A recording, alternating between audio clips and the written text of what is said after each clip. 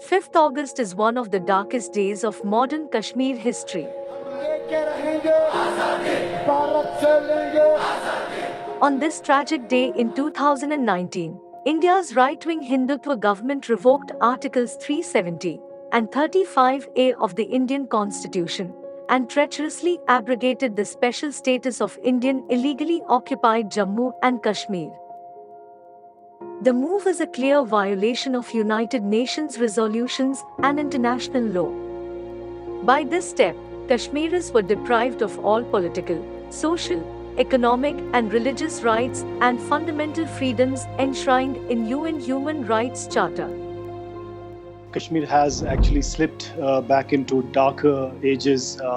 There has been suspension of civil liberties, and various Delhi-based groups itself, like Human Rights Forum or the Concerned Citizens Group, have prepared scathing reports about how civil liberties have been suspended, how media has been gagged, and how the political space has actually been suspended.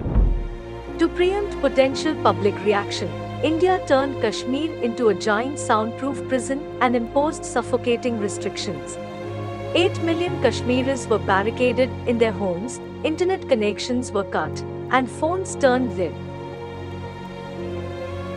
This constitutional onslaught on internationally recognized disputed territory was followed by a strict military siege, which continues even today.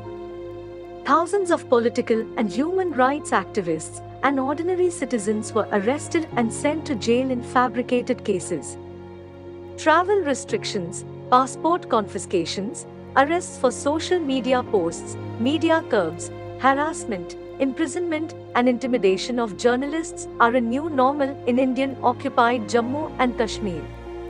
The amount of fear and uncertainty that journalists right now face is at alarming levels.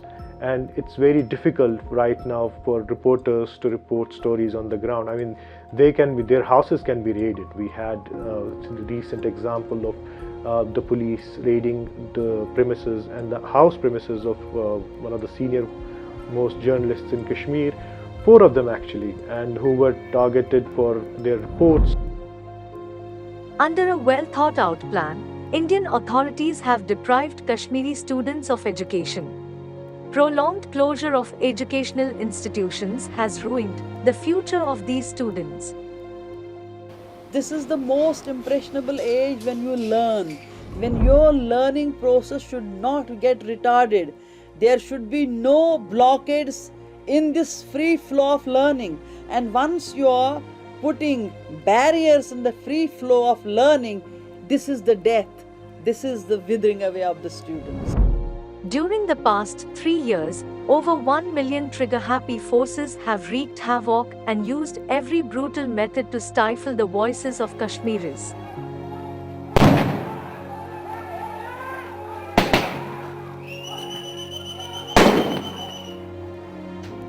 Since 5th August 2019, Indian troops have martyred over 650 Kashmiris, including women and children, in fake encounters and custodial torture.